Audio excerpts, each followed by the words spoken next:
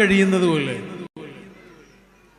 തലോടാൻ കഴിയുന്നത് പോലെ, സാന്ത്വനിപ്പിക്കാൻ കഴിയണ പോലെ ഒരു യന്ത്രത്തിനും കഴിയില്ല.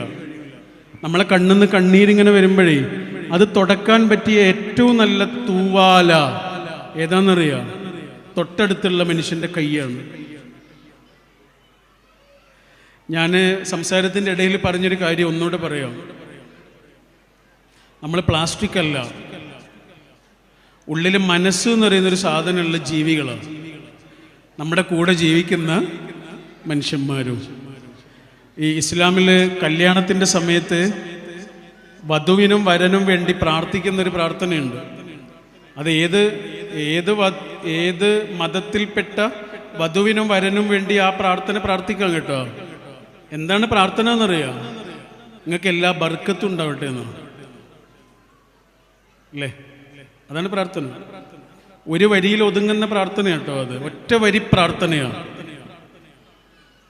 ആ ഒറ്റ വരി പ്രാർത്ഥനയിൽ ഒരു വാക്ക് 2 പ്രാവശ്യമുണ്ട്. ഏതാ വാക്ക് എന്നറിയാം? ബർക്കത്ത്. നമുക്ക് മലയാളം പോലെ പരിചയമുള്ള വാക്കാണത്, ബർക്കത്ത് എന്ന് പറയുന്നത് അല്ലേ? ബർക്കത്ത് ബർക്കത്ത് എന്ന് പറഞ്ഞാൽ എന്താ? നമ്മൾ സാധാരണ പൈസയൊക്കെ പറയാം. ഒരിപ്പോൾ നല്ല ബർക്കത്താന്ന് പറഞ്ഞാൽ നല്ലോണം പൈസ ഉണ്ടെന്നാണ് അല്ലേ? അല്ലേ? എന്നാൽ നിങ്ങൾ ഈ നാട്ടിലെ ചെനക്കൽ അങ്ങാടിയിലെ ഏറ്റവും വലിയ പൈസക്കാരനോട് ചെന്നിട്ട്, കോട്ടക്കലെ പുത്തനത്താണിയിലെ രണ്ടത്താണിയിലെ ഏറ്റവും വലിയ പൈസക്കാരനോട് ചെന്നിട്ട് ചോദിച്ചു നോക്ക്, എന്താണ് ബർക്കത്ത്? അയാൾ പറയട്ടെ പൈസയാണെന്ന് പറയട്ടെ? അയാൾ പറയൂല. അയാൾ പറയാൻ സാധ്യതയുള്ളൊരു വാക്കുണ്ട്. അതെന്താണെന്നറിയാം? മനസ്സമാധാനം. 100 രൂപ മാത്രം ദിവസം വരുമാനമുള്ള മനുഷ്യന്മാരും സന്തോഷമായിട്ട് ജീവിക്കുന്നുണ്ട്. 100 റുപ്യ മാത്രം ദിവസം വരുമാനമുള്ള മനുഷ്യരും സന്തോഷമായിട്ട് ജീവിക്കുന്നുണ്ട്. ആകെ കാര്യത്രേ ഉള്ളൂ, ഈ മനുഷ്യൻ കൂടെ ജീവിക്കണ മനുഷ്യൻ ഉള്ളിൽ മനസ്സുള്ള മനുഷ്യനാണെന്നും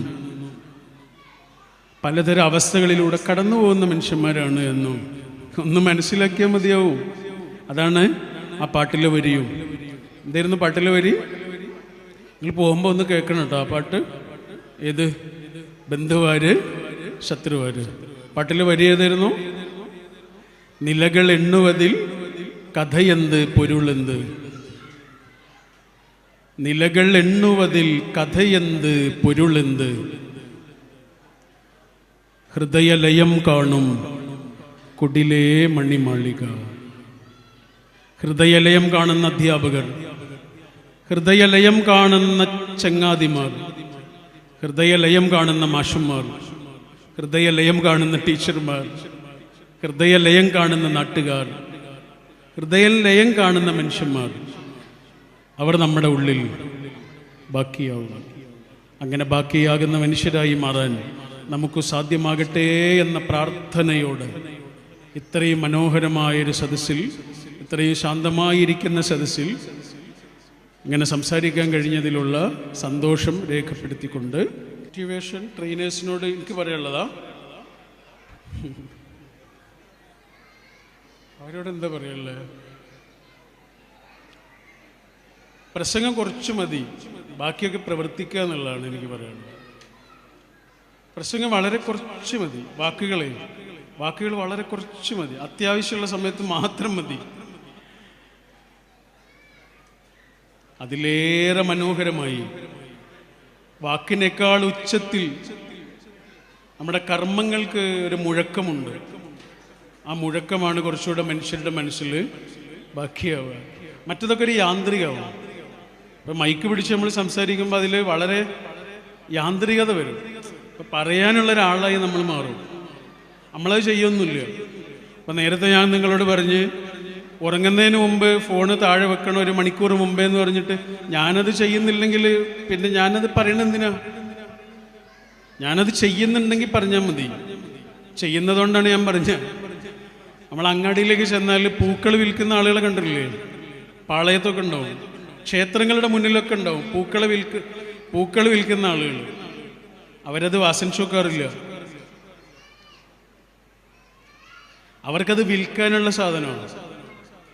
ഇതേപോലെ ആകരുത് എന്നാണ് എനിക്ക് ആകെ പറയാനുള്ളത്. ഇത് വിൽക്കാനുള്ള സാധനമല്ല, ഇത് പറയാനുള്ള സാധനമല്ല, ഇതിങ്ങനെ ആസ്വദിക്കാനുള്ള സാധനം. അപ്പം നമ്മുടെ എക്സ്പീരിയൻസാണ് പറയേണ്ടത്. അതാണ് കുറച്ചുകൂടെ, നമ്മുടെ അറിവല്ല. ആ അറിവ് നമ്മുടെ എക്സ്പീരിയൻസ് ആവണം. ആ എക്സ്പീരിയൻസ് ആണ് ഷെയർ ചെയ്യേണ്ടത്, അല്ലാതെ അറിവല്ല ഷെയർ ചെയ്യേണ്ടത്. അറിവ് അവർക്ക് എവിടെ നിന്നും കിട്ടും. ആ അറിവ് നമ്മുടെ എക്സ്പീരിയൻസ് ആവണം, സ്വന്തം എക്സ്പീരിയൻസ്. ആ എക്സ്പീരിയൻസ് ആണ് നമ്മൾ ഷെയർ ചെയ്യേണ്ടത്. അപ്പം അത് നമ്മുടേത് മാത്രമാവും, അതിനൊരു സ്പെഷ്യാലിറ്റി ഉണ്ടാവും അല്ലേ?